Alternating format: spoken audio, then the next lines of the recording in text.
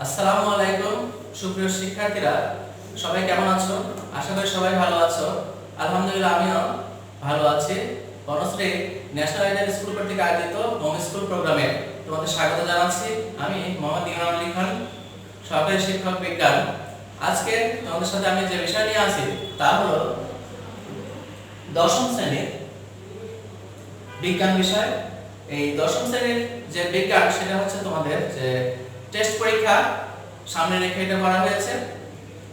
এর আগে pre test যে পরীক্ষা তোমাদের হওয়ার কথা ছিল তার আগে আমরা যে ক্লাসগুলো নিয়েছিলাম সেখানে আমি এই অধ্যায় থেকে আমাদের যে অধ্যায় 5 দেখতে হলে আলো চাই, এই অধ্যায়ের উপরে আমি ক্লাস নিয়েছি কয়েকটি। সেই ক্লাস তোমরা যদি দেখো তাহলে তোমাদের এই চ্যাপ্টার সম্পর্কে আরো ধারণা সুন্দর হবে। আজকে আমি এই অধ্যায়ে তোমার সৃজনশীল প্রশ্ন নিয়ে আলোচনা করব। তো আসো সৃজনশীল প্রশ্নটা আমরা আগে দেখি।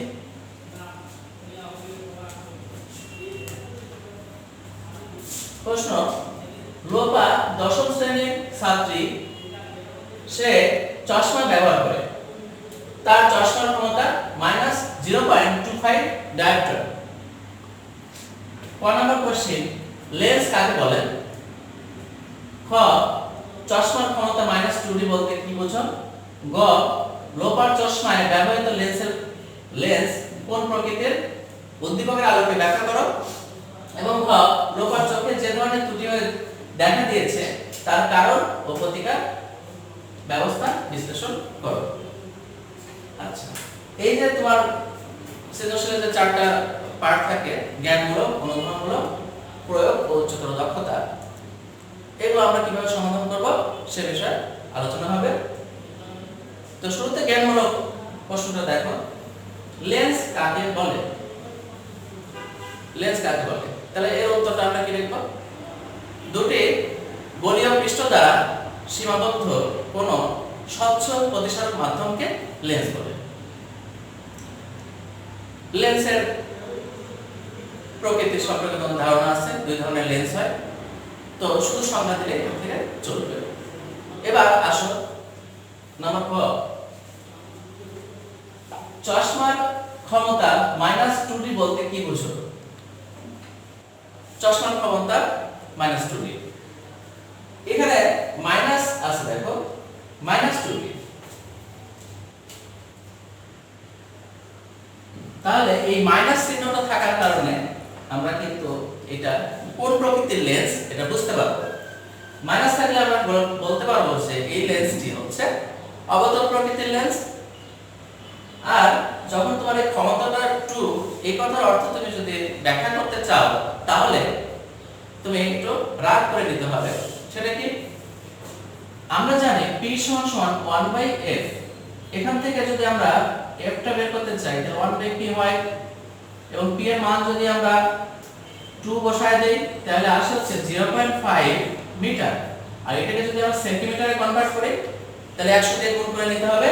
100 দিয়ে গুণ করলে এটা হবে 50 সেন্টিমিটার। 50 সেন্টিমিটার। তাহলে f টা কি? f আসলে ফোকাস দূরত্ব। তাহলে যে অবতল লেন্স মানে চশমার ক্ষমতা যে -2D, এখানে যে চশমাটা সেটা কি অবতল প্রকৃতির, এবং তার যে ফোকাস দূরত্ব সেটা হবে কিন্তু কত? 50 সেন্টিমিটার। অর্থাৎ এই লেন্সটা কি করবে? এই লেন্সটা একটা তোমার হচ্ছে এই লেন্সের প্রধান অক্ষের একগুচ্ছ সমান্তরাল রশ্মিকে প্রতিসরণের পর এটা এমনভাবে প্রতিসরিত করবে যে মনে হবে কি লেন্স থেকে 50 সেন্টিমিটার দূরের কোনো বিন্দু থেকে সেই আলোগুলো আসছে বা ওখান থেকে অপসারিত হচ্ছে বলে মনে হচ্ছে, এরকম হবে। তাহলে আমরা কিন্তু খ নম্বর প্রশ্নের উত্তর আমি তোমাদের বুঝিয়ে দিলাম। এটা একটু বড় মনে হতে পারে, আসলে কিন্তু তুমি যখন বুঝিয়ে লিখবে এটা তোমার 3-4 লাইনে তুমি এটা শেষ করতে পারবে। এরপরে আসো নাম্বার গ।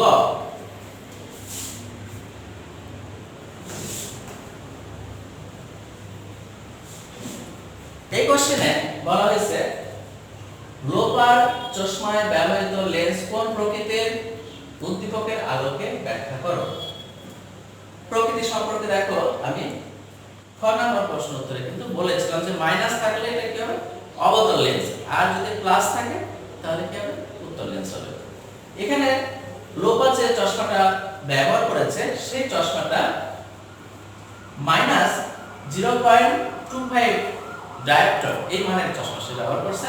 তার মানে এখানে কিন্তু দেখো মাইনাস চিহ্ন এখানে আছে আবার, তাহলে যেহেতু মাইনাস চিহ্ন আছে ক্ষমতা যদি তোমার ক্ষমতা যদি মাইনাস হয় তাহলে আমরা কি বলবো এটা হচ্ছে অবতল লেন্স, মানে ওর যে চশমাটার ব্যবহৃত লেন্সটা হবে কি অবতল প্রকৃতির। এখানে আমরা সেটা বলে দিতে পারি। এখন যেহেতু এটা অবতল প্রকৃতির, এটা বলার সাথে সাথে তোমার লেন্সটা সম্পর্কে একটু বর্ণনা দিতে হবে। লেন্স অবতল লেন্স কাকে বলে? অবতল লেন্স হচ্ছে যে লেন্সের মধ্যভাগ সরু এবং প্রান্তভাগকে মোটা। আমরা যদি এটা একে দেখি তাহলে কেমন হবে?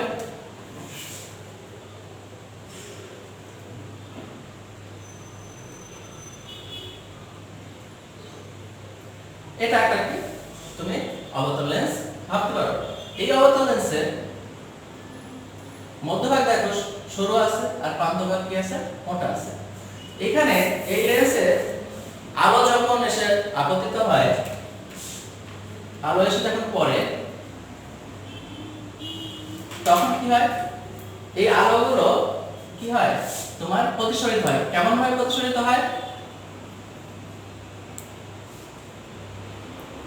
এমন ভাবে প্রতিসরিত হয় দেখো যে ওগুলোকে আমরা যদি কি করি পেছনের দিকে বাড়াই তাহলে প্রধান অক্ষের একটা বিন্দু থেকে আসছে বলে মনে হয়। এই যে প্রধান অক্ষের যে বিন্দু থেকে এই বিন্দু থেকে কি হবে এই পাশ থেকে যদি কেউ দেখে তাহলে মনে হবে যে যে আলোগুলো আসছে এই পয়েন্টটা থেকে এই বিন্দু থেকে, তাহলে এই পয়েন্টটাকে আমরা বলি কি প্রধান ফোকাস বা লেন্সের ফোকাস। তাহলে এই অবতল লেন্সটার ফোকাস হবে হচ্ছে তোমার এফ, এবং যে লেন্সের কেন্দ্র বা আলোক কেন্দ্র যেটাকে আমরা বলি ও থেকে এফ এর দূরত্বটাকে কি হবে বলা হবে ফোকাস দূরত্ব। আচ্ছা এটা একটু প্রাসঙ্গিক কথাই, কারণ দেখো এখানে বলা আছে কোন প্রকৃতির উদ্দীপকের আলোকে ব্যাখ্যা করো। তাহলে আমরা কি বলবো যে এটা অবতল প্রকৃতির, এবং আমরা লেন্সটা আঁকবো লেন্স একে আমরা এই যে এখানে আমি দুটো আলোক রশ্মি দেখাইছি, তোমরা একাধিক তিনটা আলোক রশ্মি দেখাইছি, তোমরা এই তিনটা আলোক রশ্মির বদলে আরো আলোক রশ্মি আঁকতে পারো। একে কিন্তু দেখা যাচ্ছে এটা কি হবে একটা অপসারী লেন্স হবে। অপসারী মানে একটা বিন্দু থেকে আসছে বলে মনে হবে, বা তোমার কি হবে পজিশনের পর এরাকে আরো পরস্পর থেকে কি হবে দূরে সরে যাবে, এজন্য এটা একটা অপসারী লেন্স হবে। এভাবে আমরা কি নাম্বার গ এর উত্তর করতে পারবো। এরপরে আসা যাক নাম্বার ঘ।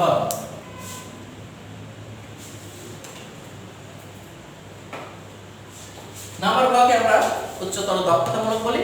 এই প্রশ্নটা আমরা পড়ি। লোপার চোখে যে ধরনের ত্রুটি দেখা দিয়েছে তার কারণ ও প্রতিকার ব্যবস্থা বিশ্লেষণ করো।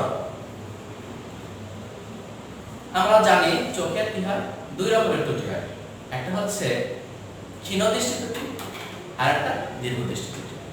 এই যে ক্ষীণ দৃষ্টি ত্রুটি এটা হলে কি সমস্যা হয়? এটা হলে হয় কি এই ক্ষীণ দৃষ্টি সম্পন্ন চোখ কোন একটা বস্তুকে যদি দূরে থাকে সে বস্তুটা বেশ দূরে থাকে তাহলে সে দেখতে পায় না, মানে দূরে থাকা কোনো বস্তুকে সে দেখতে অসুবিধা হয়, কিন্তু কাছাকাছি থাকা কোনো বস্তু দেখতে কোনো অসুবিধা হয় না। এই ধরনের ত্রুটিকে আমরা বলি ক্ষীণ দৃষ্টি ত্রুটি।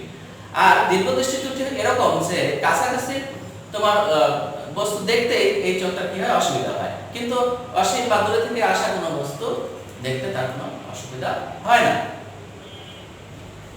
তাহলে এখানে যেহেতু ত্রুটির কথা বলা হচ্ছে তাহলে আমাদের আগে চিন্তা করতে হবে যেটা কোন ধরনের ত্রুটি।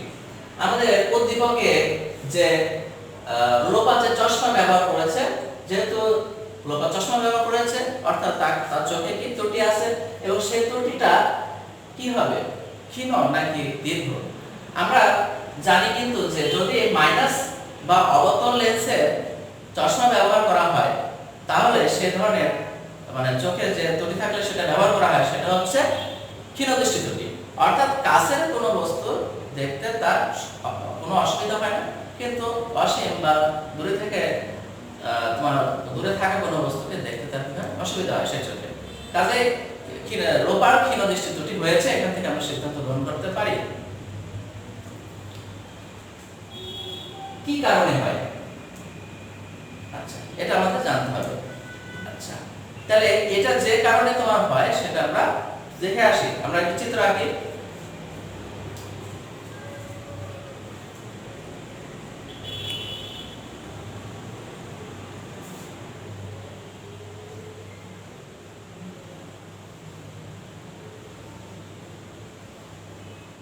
দেখো এটা একটা তোমাকে মোটামুটি একটা চোখ, আর চোখের সামনে দেখো এটা একটা কি লেন্স, এবং এই লেন্স দেখে বোঝা যাচ্ছে এটা প্রাকৃতিক লেন্সটা হচ্ছে উত্তল প্রকৃতির, এবং এই চোখের যে পেছনে এটাকে আমরা বলি রেটিনা। রেটিনা প্রত্যেক মানুষের চোখে কি থাকে উত্তল লেন্স থাকে, এবং এই উত্তল লেন্স কি করে তোমার আলোকে প্রতিসরিত করে এই রেটিনায় ফেলে।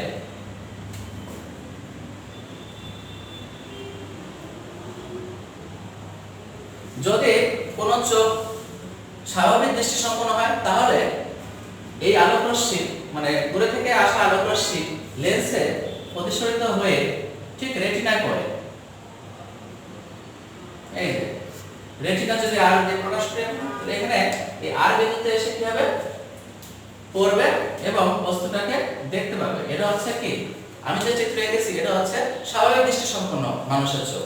কিন্তু যখন চোখে কি হয় দৃষ্টি ত্রুটি তৈরি হয় তখন যেটা হয়, এবং দুই ধরনের ত্রুটি হয়, আমরা যে ত্রুটি নিয়ে এখানে কাজ করছি বা চিন্তা করছি সেটা হচ্ছে ক্ষীণ দৃষ্টি ত্রুটি। এই ক্ষীণ দৃষ্টি ত্রুটি হলে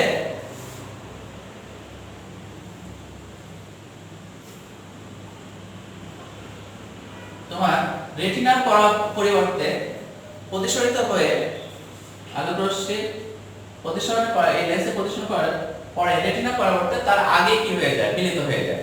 যদি এই পয়েন্টটাতে কি হয়ে যায় মিলিত হয়ে যায়, যদি আমরা পি পয়েন্ট বলি তাহলে কিন্তু পি আর আর কিন্তু ভিন্ন দুটো পয়েন্ট হয়ে গেছে, মানে এটা আর এ করতে হবে তাহলে এটা দেখতে হবে। আর যদি সামনে পড়ে তাহলে কি এই ব্যাপারটা হলো যে যদি মিলিত হয় তাহলে সে দেখতে পাবে না, তার ঝাপসা লাগবে দূরে থেকে আসা কোনো আলো বা দূরে থাকা কোনো বস্তু। ঠিক আছে, তাহলে এই সমস্যাটা তৈরি হয়, এবং এই সমস্যাটা তৈরি হওয়ার কারণ হচ্ছে যে ফোকাস দূরত্ব মানে লেন্সের অভিসারী ক্ষমতা, যেটাকে আমরা ক্ষমতা পি দ্বারা প্রকাশ করি। পি সমান আমাদের কি ছিল 1/f ছিল, অর্থাৎ যে ফোকাস দূরত্বের সাথে কিন্তু ক্ষমতার একটা সম্পর্ক আছে। এখানে অভিসারী ক্ষমতা বা লেন্সের যে ক্ষমতা পি এটা বেড়ে যায় কখন, যখন তোমাকে এফ এর মানটা কি হয় এফ এর মানটা তোমার বৃদ্ধি পায়। যখন এটা বাড়ে এফ বাড়ে তখন তোমার কি হয় এটা কমে যায়, আর এফ যদি তোমার কি হয় কমে আর কি তাহলে পি হয় কি বেড়ে যায়। তাহলে এখানে ক্ষমতা বাড়ার অর্থ কি, ক্ষমতা বাড়ার অর্থ হচ্ছে তোমার এই ফোকাস দূরত্ব যেটা এফ বলছি এটা হচ্ছে কি কমে যাওয়া, অর্থাৎ চক্ষু লেন্সের ফোকাস দূরত্ব কমে গেলে ব্যাপারটা ঘটে, অর্থাৎ অভিসারী ক্ষমতা বৃদ্ধি পেলে। আর কোন কারণে অক্ষিকোলকের ব্যাসার্ধ বৃদ্ধি পেলে এই ত্রুটিটা তৈরি হয়ে থাকে। তাহলে ত্রুটি হয় কি কারণে এটা আমরা বুঝলাম। এখন আমরা এই ত্রুটির কি প্রতিকারের জন্য আমরা কি ব্যবস্থা নেব।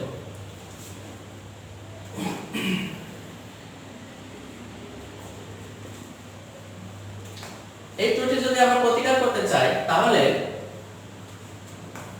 যেহেতু এখানে কি লেন্সের অভিসারী ক্ষমতা কি হয় বৃদ্ধি পেয়ে যায়, তাহলে তার অভিসারী ক্ষমতা হ্রাস করাতে হবে। তাহলে অভিসারী ক্ষমতা যদি বৃদ্ধি পায় তাহলে হ্রাস করানোর জন্য কিন্তু বিপরীতধর্মী কি লাগবে লেন্স লাগবে। তাহলে আমাদের যে লেন্সটা এখানে আছে আমাদের চোখে সেটা হচ্ছে উত্তল লেন্স, তাহলে উত্তল লেন্সের বিপরীত লেন্স কি অবতল লেন্স। তাহলে আমাদের অবতল লেন্স ব্যবহার করে আমরা এই ত্রুটিটা কি করতে পারি দূর করতে পারি।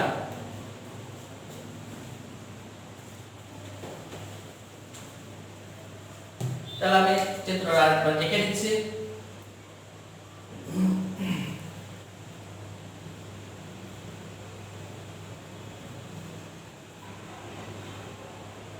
তাহলে এখানে আমরা যদি সামনে একটা কি করি অবতল লেন্স বসিয়ে দিই তাহলে অসীম থেকে আসা বা অনেক দূরে থেকে আসা বস্তুর কি হবে থেকে আসা আলো আপতিত হওয়ার পরে লেন্সে এই অবতল লেন্সে আপতিত হওয়ার পরে সেটা কি হবে কিছুটা অভিসারী হবে। অভিসারী হয়ে সে আবার কি হবে অপসারী হয়ে আবার আমাদেরকে চোখের কি লেন্সে পতিত হবে। চোখের লেন্সে পতিত হয়ে ওটা আবার কিন্তু পুনরায় প্রতিসরিত হবে বা অভিসারী হবে। অভিসারী হয়ে এটা ঠিকঠাক মতো কোথায় গিয়ে পড়বে, আবার রেটিনায় গিয়ে পড়বে।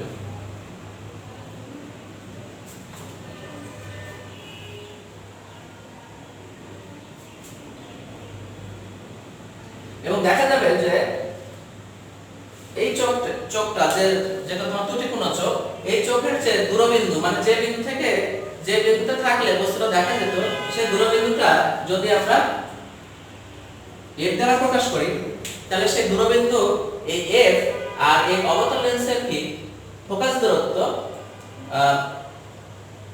কি হবে পরস্পর কি সমান হয়ে যাবে। আমি আবার বলছি, আমাদের যে উত্তল লেন্স সেই উত্তল লেন্সের জন্য ত্রুটিপূর্ণ উত্তল লেন্সের জন্য আমাদের চোখের যে লেন্সটা আছে তার জন্য যে দূরবিন্দু f সেটা সেই বিন্দুটা আর তোমার অবতল লেন্সের কি ফোকাস বিন্দুটা একই হয়ে যাবে। যদি তাই হয় তাহলে কি হবে এই দূরে থেকে আসা কোনো বস্তু এই চোখের তখন আর দেখতে কোনো সমস্যা হবে না। এভাবে চশমা ব্যবহার করে কিন্তু আমরা এই ত্রুটি কি করতে পারি দূর করতে পারি। চোখের আমরা এভাবে আমাদের কি করব আমরা ঘ নম্বর প্রশ্নের উত্তর করব। এখানে আমাদের অবশ্যই চিত্র আঁকা আবশ্যক, চিত্র আঁকতে হবে। তোমরা আশা করি বুঝতে পারছো কিভাবে এই ধরনের প্রশ্ন আসলে তোমরা পরীক্ষা উত্তর করতে পারবে। চোখের যে আরেক ধরনের ত্রুটি আছে সে ত্রুটি কিভাবে দূর করা যায় সে বিষয়ে আমি আবার তোমাদের সাথে অন্য একটা সৃজনশীল প্রশ্নে আলোচনা করব। আজকে আমার ক্লাস এ পর্যন্তই। তোমাদের কোনো যদি প্রশ্ন থাকে তাহলে তোমরা আমাদের সাথে মোবাইলে বা ফেসবুক মেসেঞ্জার ব্যবহার করে আমাদের সাথে যোগাযোগ করতে পারো।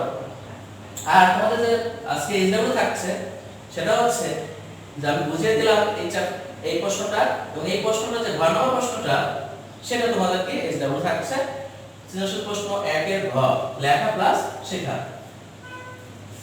তো সবাই ভালো থেকো, বাসায় পড়ালেখা করো, বেশি বেশি অনুসরণ করো। আজ এই পর্যন্ত, আসসালামু আলাইকুম।